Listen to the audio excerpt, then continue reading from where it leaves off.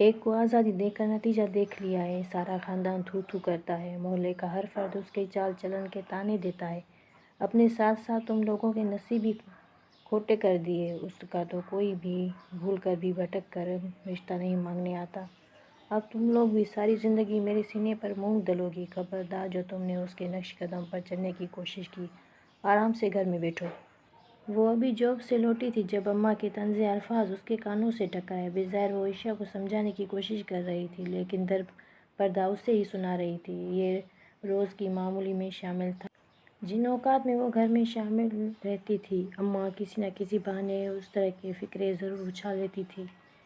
آپ سمجھ کیوں نہیں رہی اماں؟ میں آپ ہی کی طرح فیکٹری میں نہیں جا رہی، ایک کوچنگ سینٹر میں ہی جانا ہے، بچوں کو پڑھانا ہے 2 گھنٹوں کے لیے، عائشہ نے گویا ماں کی معلومات میں اضافہ کیا۔ بس میں نے جو کہا تھا کہہ دیا، باورچی خانے میں جا کے ہانڈی کو رکھو۔ اماں اپنی بات ختم کر کے وضو کرنے کو چلی گئی۔ اپنے پیروں کو سلاتی الماس نے ایک نظر عائشہ کے چہرے پر ڈالی اور پیروں کو گھسیٹتے ہوئے کمرے کا رخ کیا۔ کمرے میں آ کر اس نے موبائل اٹھایا جو اسکرین پر ظہیر کے پیغامات بھرمار میں تھے۔ اماں کے الفاظوں کی ساری کڑواہٹ یکدم ہوا میں کہیں تحمیل ہو گئی۔ وہ مسکراتے ہوئے جواب ٹائپ کرنے لگی۔ ظہیر اس کے تایا کا بیٹا تھا جو اس کے جسم کی بدصورتی کے باوجود اسے بے حد چاہتا تھا۔ اس حوالے سے الماس خود کو دنیا کی خوش قسمت ترین لڑکی سمجھتی تھی۔ بچپن میں پولیو کے مرض کی وجہ سے الماس کی دائیں ٹانگ اور بازو میں نقص رہ گیا تھا، جس کے باعث وہ دایاں پاؤں قدرے گھسیٹ کر چلتی تھی اور دایاں بازو بھی حرکت نہیں کرتا تھا۔ وہ کھانا بھی بائیں ہاتھ سے کھاتی تھی اور اللہ جانے بائیں آنکھ میں کیا بیماری ہوئی تھی۔ اماں نے یہی بتاتی ہے کہ موتیا ہو گیا تھا، آپریشن کروایا، لیکن الماس کی بد احتیاطی کے باعث آنکھ بھی ناکارہ ہو گئی۔ اب وہ ایک آنکھ سے دیکھتی تھی۔ باپ تو بچپن میں چل بسا تھا، پیچھے رہ گئی اماں اور 4 بچے، جن میں سب سے بڑی الماس، پھر دوسرے نمبر پہ سدرا، پھر عائشہ اور سب سے چھوٹا حیدر۔ ابا کے چلے جانے سے اماں پر غم کا پہاڑ ٹوٹ پڑا۔ امید بھری نظریں الماس پر ٹکی تھیں۔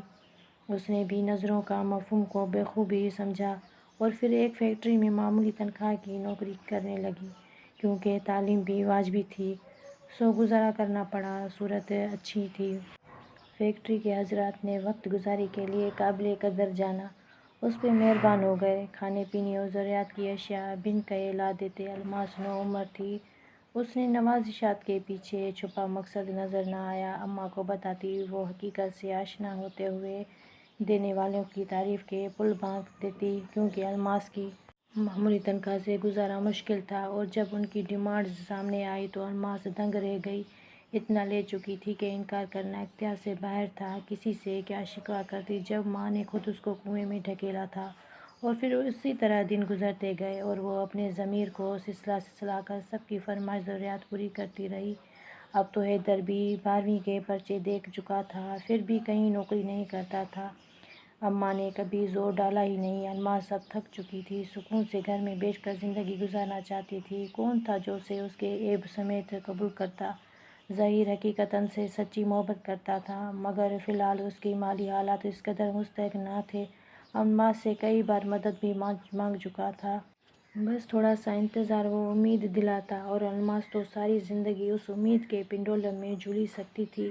لیکن ظہیر کی ماں باپ آئے تھے، سدرا کے لیے میں نے ہاں کر دی ہے، تمہارے انتظار میں رہی تو ان دونوں کی عمر بھی نکل جائے گی، اماں نے سبزی کاٹتے ہوئے عام سی انداز میں کہا، اور وہ ساکت چہرے لیے اماں کو بات کا مفہوم سمجھنے کی کوشش کرنے لگی۔ ظہیر کی مرضی شامل ہے؟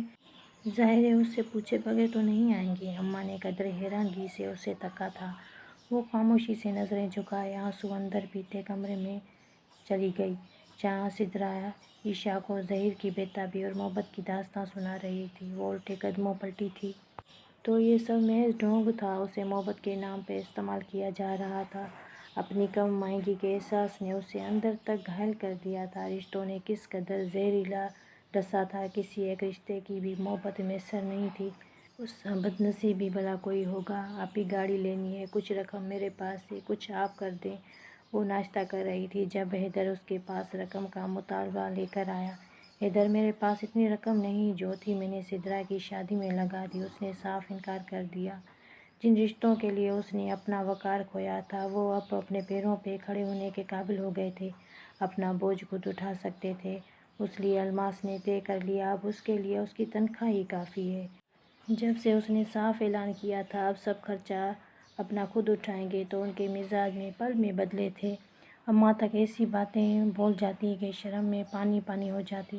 زندگی کا دائرہ بے حد تنگ پڑ گیا۔